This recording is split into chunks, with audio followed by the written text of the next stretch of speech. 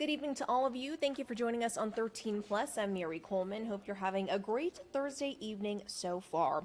Well, the big news today was obviously the conviction of former President Donald Trump on all charges in his hush money trial.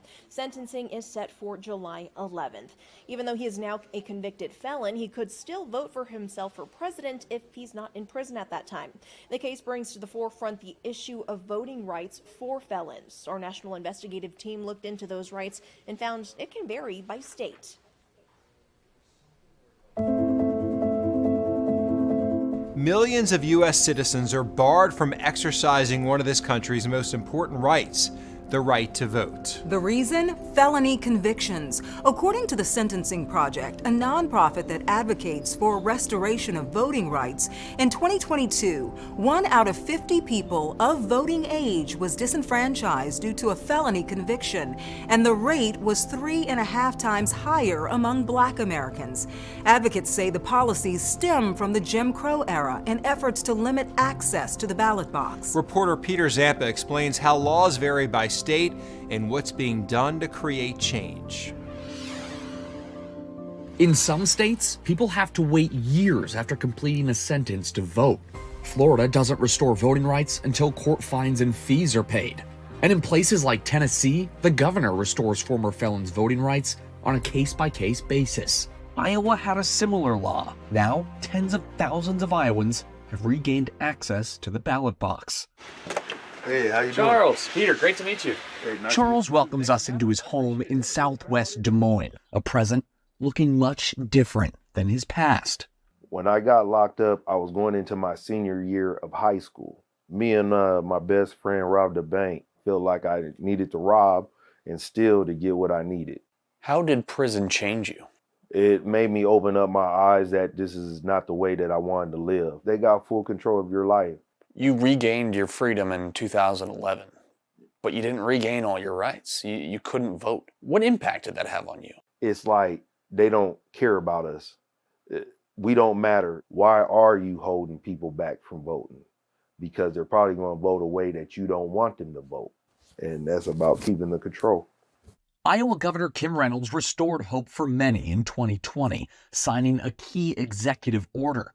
It said unless convicted of homicide or sexual crime, ex-felons who complete their sentences can vote. Why do you think this fight was so hard in a state like Iowa?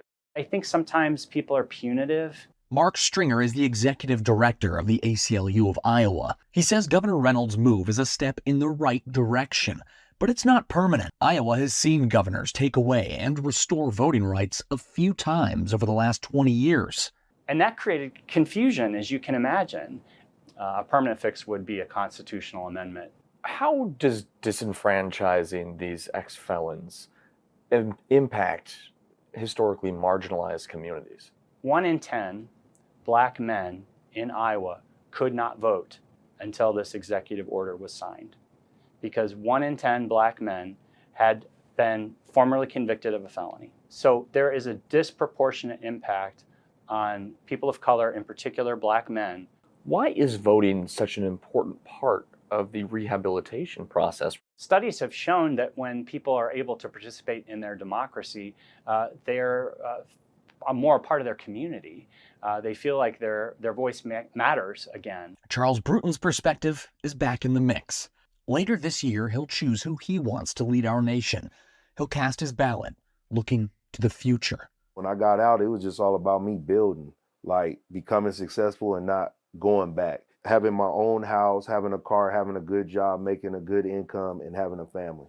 So I feel like I beat the odds just doing that. This societal stigma when it comes to ex-felons, what do you think it's going to take to sort of reverse that course? You got to keep punching at it. You got to raise up your voice and say, I want a real second chance. And you got to keep fighting for that. An in-depth look at how the number of people disenfranchised due to felony convictions also varies by state. The Sentencing Project found in 2022 in Alabama and Tennessee, 1 in every 13 adults was barred from voting. And in 5 additional states, 1 in 10 Black people was disenfranchised. Florida led the nation with more than 1 million people banned from voting, often because former inmates could not afford to pay court-ordered sanctions.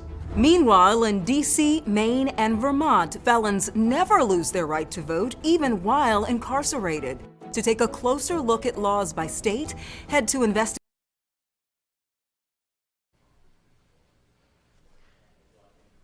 We will leave you with a live look from our Mount Bigelow cam where that sun is setting this Thursday evening. We hope you're having a great evening so far and will join us for 13 News live at 10.